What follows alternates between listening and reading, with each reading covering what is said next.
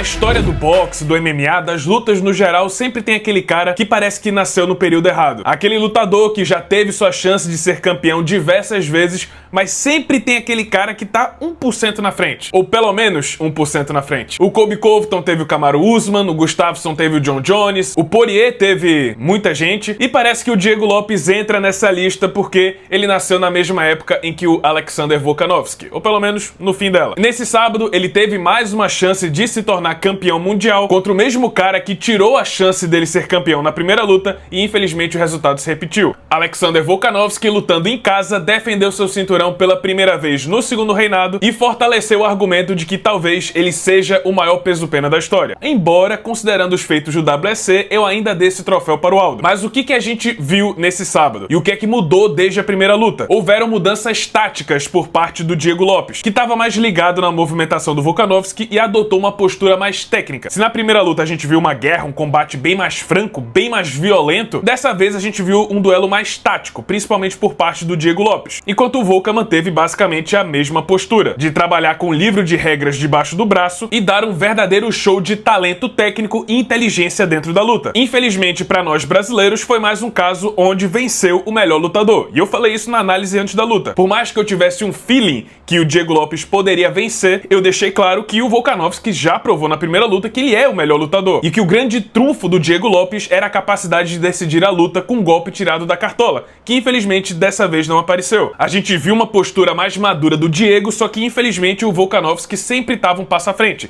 seja na trocação ou até mesmo no grappling. Muita gente reclamou da falta de quedas do Diego, que faltou ele investir mais na luta agarrada, mas ele próprio falou que estava difícil encontrar as quedas, e mesmo quando derrubava, o Volkanovski conseguia sair da posição com muita facilidade. No final, eu ainda pontuei a luta 48-47, vi o segundo e terceiro round com uma boa margem para o Diego, só que também é possível ver esses dois rounds para o Volkanovski, ou seja, existe margem para um 5-0, que foi o que um dos juízes viu. Fato é que Volkanovski de fato provou que é superior ao Diego Lopes, defendeu seu cinturão mais uma vez e segue soberano na categoria dos penas. Sem o Ilia Topuria é difícil ver alguém batendo ele. Para o próximo combate, ele pediu o Movsar Evloev, e é interessante ver essa postura do Volka. Ele não quer o maior nome, ele não quer a luta mais interessante, a luta que pesa mais no seu cartel. Porque se fosse o caso, ele poderia pedir, por exemplo, um Aljamain Sterling da vida, já que é um ex-campeão, é um cara que está em quinto colocado do ranking e que agregaria mais para o seu currículo, para o seu cartel. Ou podia pedir o Jean Silva, que no momento é a luta mais rentável, mas não, o Volkanovski foi bem claro, ele quer o Movsar Evloev porque enxerga ele como um desafio a mais. Um cara invicto e um desafio que a maioria da categoria não quer enfrentar, porque é uma luta bem difícil. Mas lógico, o Volkanovski também não é bobo, ele sabe que o Movsar Evloev representa um risco menor. É uma luta que vai trazer poucos danos, é um duelo mais técnico e menos físico, que não vai requerir tantos anos de vida assim do Volkanovski. E digo mais, se essa luta sair do papel, o Volka é o cara que tem mais chances de bater o Movsar Evloev, porque o Evloev não vai trazer risco na luta em pé, e no chão eu acho que o Volka é o cara que tem mais chances de barrar a luta agarrada do russo. Então se é pra dar a César o que é de César e se livrar logo desse cara, desse carrapato que assombra o top 5 do peso pena, eu acho melhor fazer logo essa luta, porque se tem alguém que pode barrar o Evloev é justamente o Volkanovski. Ainda não tenho certeza se é isso que vai acontecer, porque como eu falei, a luta com o Jean é mais interessante, tem ainda o Lerone Murphy e tem talvez até o Aljamain Sterling, que contaria melhor para o currículo do Volka. Mas se o próprio campeão tá pedindo de novo para enfrentar o Evloev e ele mesmo já cumpriu muitas missões pra empresa, não vejo por que resolver logo essa questão. Dá logo o title shot pro Evloev, se livra logo desse encosto e deixa o campeão feliz. No mais, Volkanovski fortaleceu o debate de que ele é o maior peso-pena da história do UFC. Empatou o número de vitórias em lutas valendo o cinturão com o próprio José Aldo. O problema é que, antes do UFC criar a categoria dos penas, existia o WEC, que na época assumiu o posto de trazer os melhores lutadores da categoria dos penas, já que essa divisão não existia. E depois que o UFC comprou a organização, houve aquela transição. Todo o elenco do WEC passou a compor o UFC. Então era basicamente a mesma categoria, só que mudou de bandeira. E lá, o José Aldo era o campeão e bateu nomes de peso, como Uriah Faber e Mike Brown. Então são 8 vitórias em lutas valendo cinturão pela bandeira do UFC. Mas se somar o WEC, que na época representava o mais alto nível técnico da categoria dos penas, que ainda não existia no Ultimate, então Aldo tem 11 vitórias em lutas valendo cinturão da divisão até 66 quilos. E embora tenha pegado também uma geração muito boa, com nomes como Chad Mendes, Frank Edgar, o próprio zumbi coreano no auge, e como eu falei, esses nomes do WEC, Uriah Faber no auge e o Mike Brown, eu acho que dá pra gente concordar que o Volkanovski pegou uma divisão dos penas mais perigosa. Além de ter vencido o próprio Aldo, também venceu o Chad Mendes e bateu o Max Holloway 3 vezes. Então assim, por mais que o Aldo tenha mais vitórias, eu acho que o cartel do Volkanovski tem mais peso. É difícil, é um debate difícil, mas eu ainda coloco o José Aldo na frente. Mas é isso, pessoal, esse foi o vídeo, espero que tenham gostado. Se você gostou, deixa seu like, se inscreve no canal, já ativando o sininho das notificações para não perder o próximo conteúdo.